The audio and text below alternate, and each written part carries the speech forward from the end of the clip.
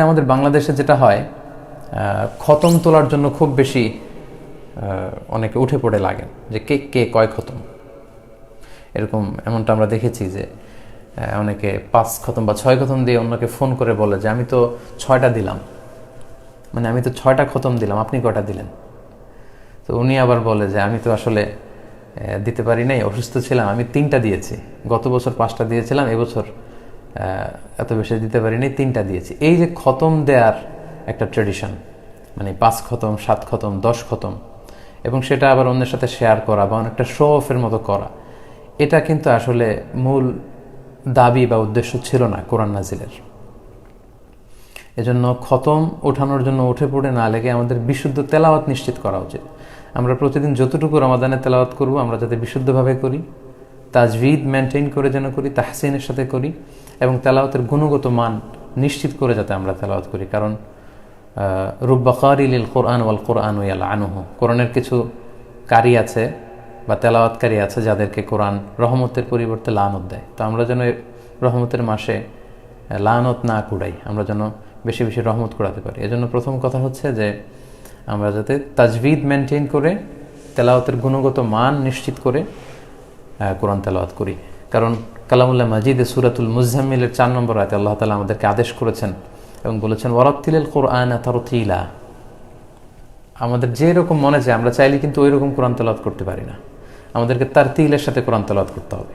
তারতিলের সাথে অর্থাৎ ধীরস্থিরভাবে, থেমে থেমে, তাজভিদ মেনটেন করে তেলাওয়াতের যে গুণগত মান সেটাকে নিশ্চিত করে তেলাওয়াত আদায় করার নামই হচ্ছে তারতিল।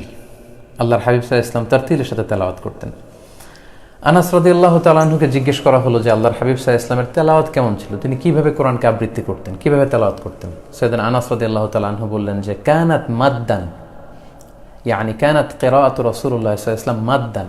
আল্লাহ রাসূল সাল্লাল্লাহু আলাইহি ওয়াসাল্লাম যখন কিরাআত করতেন, তিনি কিরাআত পড়তেন বা তেলাওয়াত করতেন, তিনি টেনে টেনে পড়তেন, টেনে টেনে। আলহামদুলিল্লাহি রাব্বিল আলামিন আর রহমানির রহিম মালিকি ইয়াউমিদ্দিন,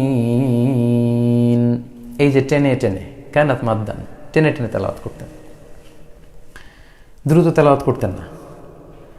আম্মা জান উম্মে সালামা রাদিয়াল্লাহু তাআলা আনহা, ওনাকে জিজ্ঞেস করা হয়েছিল যে কাইফা কানাত কিরাআতু রাসূলিল্লাহ, আল্লাহর হাবিব সাল্লাল্লাহু আলাইহি ওয়াসাল্লাম কিভাবে তেলাওয়াত করতেন? সুনানে তিরমিজির বর্ণনায় তিনি বলছেন যে কানা রাসূলুল্লাহ সাল্লাল্লাহু আলাইহি ওয়াসাল্লাম ইউকাত্তিউ কিরাআতাহু আয়াতান আয়াতান, প্রতি আয়াতে তিনি থামতেন, আয়াত আয়াত করে তেলাওয়াত করতেন। অর্থাৎ আলহামদুলিল্লাহি রাব্বিল আলামিন বলে তিনি থামতেন, তারপর তিনি আর রহমানির রহিম পড়তেন, তারপর থামতেন, তারপর মালিকি ইয়াউমিদ্দিন পড়তেন, তারপর থামতেন। অর্থাৎ প্রতিটি আয়াত তিনি থেমে থেমে শেষ করে এরপর নতুন আয়াতে যেতেন। এটা হচ্ছে আল্লাহর হাবিব সাল্লাল্লাহু আলাইহি ওয়াসাল্লামের তেলাওয়াতের গুণগত বৈশিষ্ট্য। এবং সুনানে আবু দাউদের বর্ণনায় আল্লাহর হাবিব সাল্লাল্লাহু আলাইহি ওয়াসাল্লাম বলেছেন যে জাইয়িনুল কুরআনা বিআসওয়াতিকুম, তোমরা তোমাদের কণ্ঠের মাধ্যমে কোরআনটাকে সুশোভিত করো, সুন্দর করে সুশোভিত করে তোমরা কোরআন তেলাওয়াত করো। অর্থাৎ যার গলায় আল্লাহ যতটুকু সুর দিয়েছেন, যতটা সুন্দর করে, যতটা আন্তরিকতার সাথে কোরআন তেলাওয়াত করা যায়, ঠিক সেভাবে তোমরা কোরআনিক রিসাইটেশনটা করো। এবং সহিহ বুখারীর এক বর্ণনায় এসেছে যে আল্লাহর হাবিব সাল্লাল্লাহু আলাইহি ওয়াসাল্লাম বলেছেন লাইসা মিন্না মান লাম ইয়াতাগান্না বিল কোরআন, যে গুনগুনিয়ে সুর করে সুন্দর করে কোরআন পড়ে না সে আমার দলভুক্ত নয়। এটা কিন্তু অনেক বড় একটা ধমক, যে যারা সুর করে গুনগুন করে সুন্দর করে কোরআন পড়ে না সে আমার দলভুক্ত, আমার উম্মত হতে পারে না। এটা একটা ধমক। সো আমাদের যার গলায় যতটুকু সুর আছে, আমাদের সুরগুলোকে উজাড় করে দিয়ে খুবই আন্তরিকতার সাথে থেমে থেমে প্রতিটি আয়াত শেষে স্টপ নিয়ে নিয়ে টেনে টেনে যেন আমরা কোরআন তেলাওয়াত করি, তবেই তারতিলের সাথে কোরআন তেলাওয়াত হবে, যেভাবে আল্লাহ রাসূল সাল্লাল্লাহু আলাইহি ওয়াসাল্লাম তেলাওয়াত করতেন। তো আমি খতম দেওয়ার জন্য যে উঠে পড়ে লাগে আমাদের দেশের ট্রেডিশন, কেউ যদি এই তারতিলের যত সিফাত আমি বর্ণনা করলাম এই সবগুলো মেনটেন করে যদি কেউ খতম দিতে পারেন, তাহলে এটা নূরুন আলা নূর, এটা তো অনেক ভালো, এটা প্রশংসনীয়, হাদা মাহমুদ, এটা অবশ্যই প্রশংসনীয়। আপনি তারতিলের সাথে, তাজভিদের সাথে থেমে থেমে ধীরে ধীরে যদি কোরআন তেলাওয়াত করে শুরু থেকে শেষ পর্যন্ত রমাদানে যেতে পারেন, এটা খুবই ভালো, এবং এভাবেই কোরআন তেলাওয়াত আমাদের করা উচিত।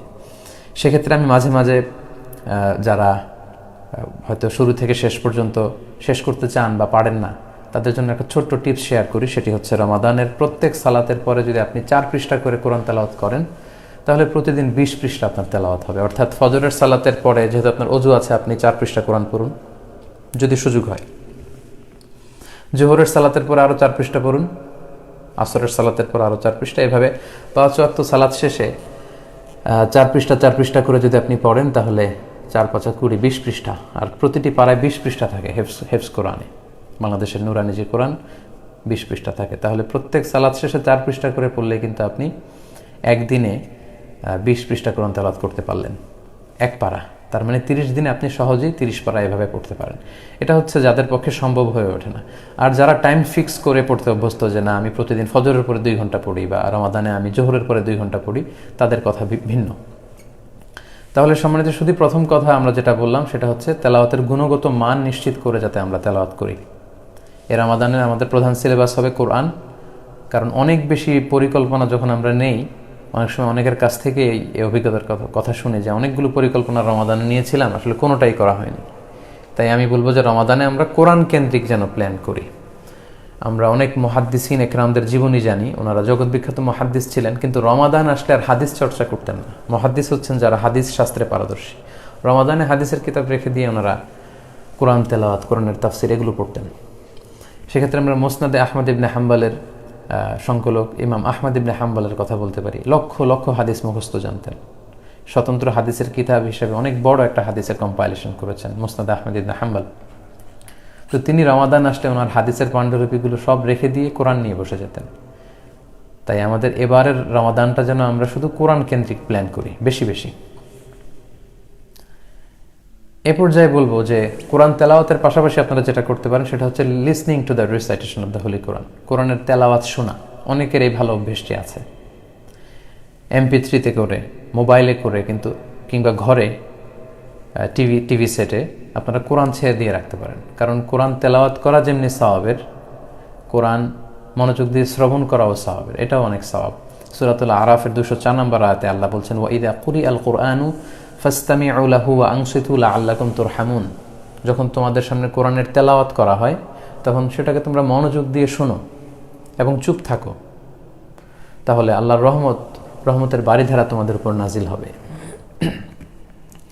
তাই রমাদানে তেলাওয়াতের পাশাপাশি আমরা কোরআন তেলাওয়াত শুনতে পারি। বাসায় আপনারা হালকা আওয়াজে কোরআনের তেলাওয়াত ছেড়ে দিয়ে রাখতে পারেন। আরব শায়েখদের অনেক সুন্দর সুন্দর তেলাওয়াত পাওয়া যায়। শায়েখ আব্দুর রহমানের সুদাইসির তেলাওয়াত পাওয়া যাবে। যারা মিষ্টি কণ্ঠ পছন্দ করেন, মিশারি রাশেদ আল আফাসির তেলাওয়াত আপনারা শুনতে পারেন। বান্দার ইবনে আব্দুল আজিজ আল বালিলা, ওনার তেলাওয়াত খুব সুন্দর। হারাম আল মাক্কি ওয়াল মাদানির যে শয়ুখরা আছেন তাদের তেলাওয়াত কিন্তু আপনারা ডাউনলোড করে শুনতে পারেন। বাসায় আপনারা অল্প আওয়াজে এগুলো ছেড়ে দিয়ে রাখতে পারেন। এতে করে সুবিধা হচ্ছে কি, শায়েখরা কীভাবে তেলাওয়াত করছেন সেটা আপনি শুনলেন। লেটসে আপনি সূরা আর রহমান মুখস্থ করেছেন, যখন আপনি শায়েখ সুদাইসির কণ্ঠে আর রহমান শুনবেন তখন আপনি মিলাতে পারবেন। এটাকে তালাক্কি বলে। আপনি ওনার থেকে তালাক্কি করলেন, খেয়াল করলেন যে উনি কীভাবে ইদগাম করলো, উনি কীভাবে গুন্না করলো, উনি কোথায় কতটুকু মাদ মানে টান দিল, সিত্তা হারাকাত আর বা হারাকাত কীভাবে উনি এটা আদায় করলো। তো এভাবে শায়েখদেরকে ফলো করা যায়। এজন্য আমি বলবো কোরআন তেলাওয়াতের পাশাপাশি আমরা যেন কোরআন এর তেলাওয়াতের লিসনিংটা আমরা বাড়াই। আমরা যেন বেশি বেশি কোরআন তেলাওয়াত শুনি। কারণ কোরআন তেলাওয়াত করা যেমনি সুন্নাহ, কোরআন শোনাও তেমন সুন্নাহ। 4 নম্বরে বলবো যে কোরআন শিখা এবং শিখানো, teaching and learning the holy Quran. এই রমাদানে আমরা বিশুদ্ধ কোরআন তেলাওয়াতের প্রশিক্ষণ নিতে পারি। যারা আমরা কোরআন পড়তে জানি না তাদের জন্য একটা অপূর্ব সুযোগ। যেহেতু লকডাউনে বাসায় বসে থাকা লাগছে, সো বাসায় বা আশেপাশে কেউ যদি থাকেন যিনি কোরআন শেখাতে পারেন, তার কাছ থেকে কোরআন শিখে নেওয়া দরকার।